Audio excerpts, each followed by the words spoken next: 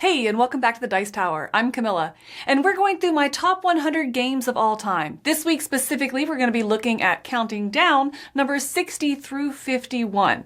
This entry here has two new games to my list, which I'm really excited to talk about. So let's skip all the fluff and just jump right in.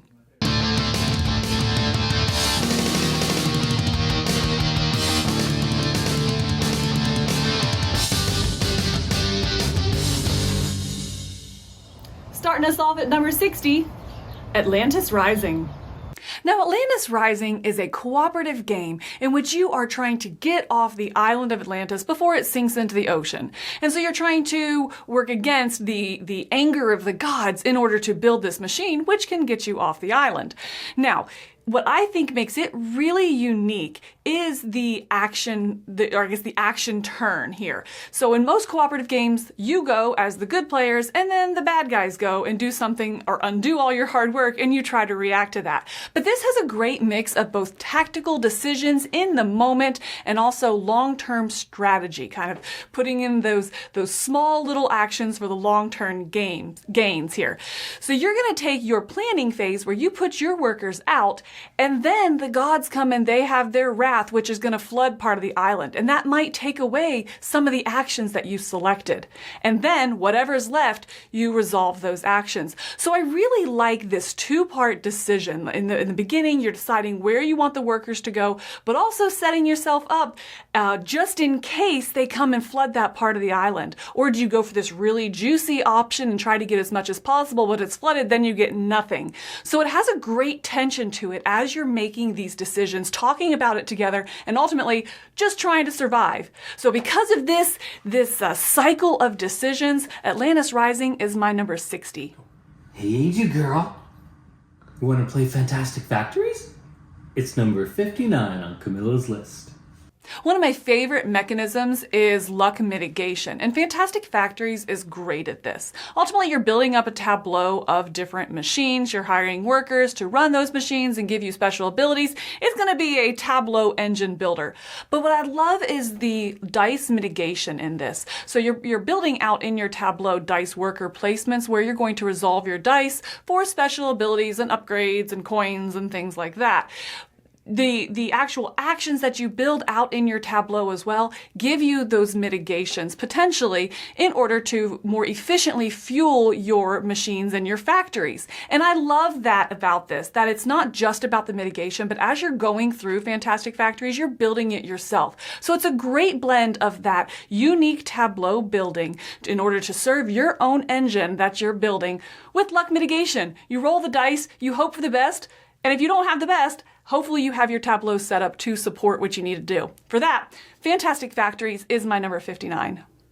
Number 58, Canvas. Canvas is absolutely one of the most pleasing games I've ever played. So not just for this chunk of my top 100, but honestly of all time. It is so pleasing. And what I love about it is the energy that it brings. There's never been a playthrough of this, whether I'm playing with people that have already played before or brand new people that I'm introducing this game to. Every time there's a moment where they pick up a card just to look at it and put it together with theirs for the picture, not necessarily to check the colors on the bottom for their scoring, but just to be like, oh, this is hilarious going together, and reading the little title. So I really feel like this game is absolutely pleasing. It's gorgeous to look at, and it just brings people together in with a really positive energy. And for that, Canvas is my number 58. Number 57, Radlands. On the complete other side of that, we have Radlands. I don't think I've ever called Radlands pleasing, but I do really enjoy it, obviously. It's my number 58 here. It is a post-apocalyptic two-player card battle tug-of-war style game. And so this game is kind of an exception in this genre or in this category for me, as I don't tend to care for them. I think partly the theme really sells me here, as I do like post-apocalyptic games. I do like the very vibrant and just energetic, chaotic nature nature of the cards as well. The art style is very good in this. But ultimately what keeps it coming to the table for me is the multi-use cards. You never feel like you have a wasted turn. In a lot of two-person battle games, I feel like it's like, I play something, you undo it before I can ever play it. I play something, you undo it before I can ever take it. And so it's just this back and forth of a lot of repetitive actions. Maybe that's because I'm not very good. That's the feeling I get from them. This, because of the multi-use action cards, you always have something you can do. You can always just discard the card for an action in the corner. And I love that I can kind of plan around a little bit more of what you're doing. I love that the events are coming and I see it ticking down. So you have a little bit of foreshadowing on what's going to happen, right? So because of that, there's a little bit more flexibility in being able to plan for bad things happening, as well as you have the multi-use cards so you're not wasting your turns sometimes. For that, Radlands is my number 57. Number 56, Parks. Flipping back over to an absolutely pleasing game is Parks, of course. So Parks is stunning. It's so nostalgic for me as well. Again, I've mentioned in my previous list here how much I enjoy the national parks and grew up hiking a lot of times outdoors. And so whether I've visited these parks specifically that I'm aiming to take the pictures at in the game, I have some connection to it just by very nature of being outside and enjoying hiking. I love the one-way route of this where you're trying to decide how far to go in order to get the benefits that you want, but also not being first off the board, because then you just kind of sit there till everyone else is done. And I exaggerate, it's not that long that you're sitting there, but it does kind of stink to sit there and watch them getting all these resources and comboing together and knowing that you pretty much handed them that. So it's this really good strategy of what works for you and meets your goals, but also what are you leaving open for the other players. I like that balance. I like that the route is changing and building as the game goes throughout the different rounds. So each round you add one more step into the actual trail here. And I like that addition as well, so it doesn't get bland through the rounds that you play. So I find this absolutely pleasing, stunning, and just so nostalgic, just touches my heart. Number 56, Parks. Number 55, In Too Deep. I co-sign this choice, Camilla. Good game. Perhaps I should have said in my opening that this part of the list might give you a little whiplash, because again, we're going back to the other end of the spectrum here in these pleasing games with In Too Deep. In Too Deep is again another kind of edgy theme with that artwork. The theme is so unique and so solid in this. So you're playing as this criminal who's actually hooking into other criminals to get them to do your dirty work. From turn one, you are completing objectives. That is absolutely satisfying. I love objectives. I love when you're working towards something and you get that endorphin drip throughout a game of success. This does it from turn one. That feels so good. I love the shared worker aspect of this, where there's only a certain number of criminals out on the board and everyone's using them. The more you use them, the more you go up in value with them. And so there you have that positive reinforcement, I guess, or reason to keep using the same ones, but anyone can take it at any time. I absolutely love that. You have the shared nature of the board that you're kind of fighting over to get the criminals that you want and hope they're in the position you need in order to fulfill that objective every single round. Oh, this is crunchy. It is difficult. It is so rewarding. In Too Deep is my number 55. Number 54, Menara. Similar to Canvas, Menara always has that moment where no matter who's playing the game, they hold their breath and they're just absolute dead silent, hoping that this structure doesn't fall. Or they whip out their cell phone and they're taking a picture. So again, Menara is just like Canvas, and I love the energy that it brings to the people that are playing. It is very rewarding to work together on something and just hope they have that steady hand. You are cheering so loudly quiet for your teammates. You know, you don't want to scare them and be loud, but you're just like, you can do it. It's okay. I love it. It's so much fun. So it's a great dexterity game. It's a great cooperative game. It's so very tense that leads to these camera moments, as well as I think the game gets better as it goes. In the beginning, you have these very simple things, but about midway, you're like, I didn't set myself up very well for this. Oh, I'm glad it's your turn and you have to place this piece and I don't. And it's just a great time. Menara is my number 54. At number 53, the Grand Carnival. Each player has 5 workers in Grand Carnival. Now, that means each round is going to consist of 5 different plays.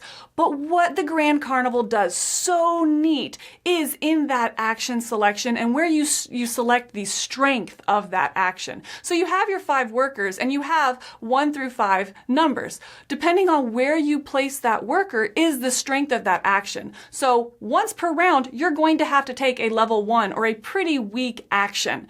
So it's really not just about placing your workers out, but figuring out where do you want the strength to be? Where do you want to take those really big, juicy, big turns on which realm of the board? So you're going out and you are laying out tiles, you are upgrading your parks, you're building paths, you're trying to lure your attendees throughout the park into the area you want and ultimately get them through the whole park up to the big top.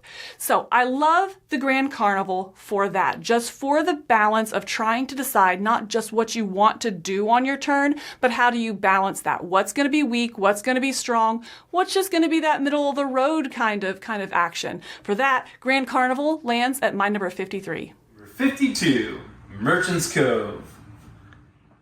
Merchant's Cove is really unique, and I think that this game has something for everyone. Yes, at the end of the day, it's a Euro game, right? You're trying to get the most points. How do you do that? You're subtly influencing the market by building out boats and sending them in to sell your goods. All right, I get it. It's points. But beneath that, you're each playing this kind of little mini game asymmetrical character. Do you really like roll and rights? There's a character for that. Do you really like gizmos, for example, or potion explosion? There's a character for that. How about dungeon lords? There's a character for that, you know, and you can go and you can clean up your poop and raise your little dragons. So I like that everybody has not only just a unique theme that they're playing in their own little merchant, it also has its own mini game and play style. So for that, it brings a lot of variability in how you're playing your game, how they're interacting together, ultimately how you're wanting to influence that market so that you can have the most points at the end of the game. So Merchant's Cove is very versatile, I think, in different play styles and brings something for everyone to the table. And for that reason, it's my number 52. Number 51, Last Bastion. Now, I don't say this often, but what I love about Last Bastion is the swingy nature of it. And by that, I mean in-game swingy nature. You can have a turn where the board is almost completely clear, and you can bring out 4 cards because you bring out one and it makes you bring out another, which makes you bring out another. And just seeing this chain and the board go to complete chaos in one turn. You can also have the opposite depending on your character, where if you are able to successfully take it out, again, you see that chain. Maybe you get your call to arms token, which then you can use that call to arms token to activate a tile to take out another. So you can see the board in one turn go from really bad to really good, or the other way around. I love that nature about it. I love the tension that it brings. I also really enjoy that there are those times in the game where you can calculate exactly how long you have until you lose, right? You're like, hey, we have these 2 forces of evil tokens out. That means I can go and you can go because this is the next time one's going to come out. And if we don't take care of that character by then, we are done. So it really brings a lot of discussion and strategy to the table in the play group. So for those reasons, I really, really enjoy Last Bastion, and it's my number 51. And there you have my numbers 60 through 51, again counting backwards from my top 100 of all times. We are going to be jumping into my top 50 games next week, so come back and I'll see you then. Take care. I'm Camilla.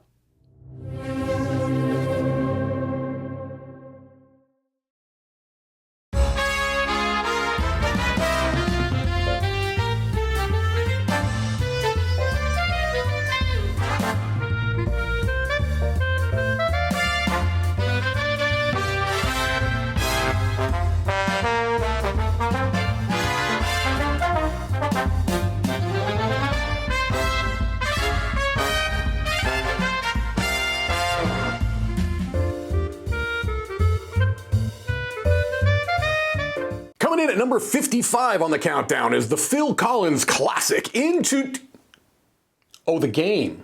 That makes a lot more sense. In Too Deep, number 55.